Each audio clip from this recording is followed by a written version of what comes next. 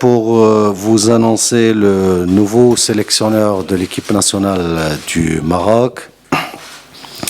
Il s'agit évidemment de M.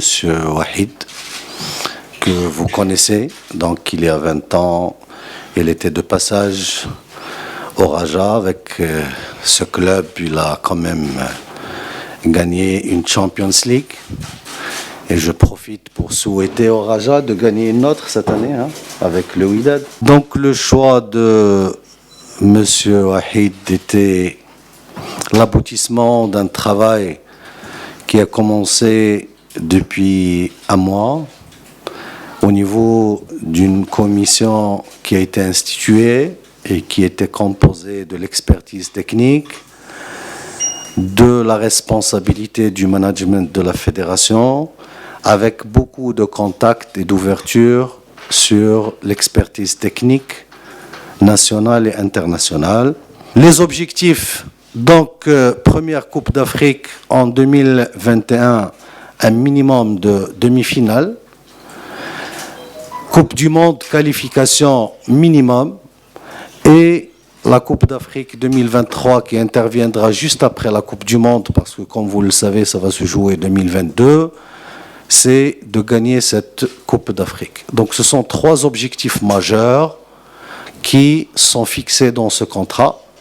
La non-atteinte de ces objectifs dans une étape ou l'autre signifie automatiquement la résiliation du contrat avec un avis de 3 mois, clair et net. Et donc on est dans cette logique d'atteindre des objectifs et de faire un travail, comme je dis, pour mettre l'équipe nationale A sur la belle dynamique qu'il avait entamée depuis un bout de temps.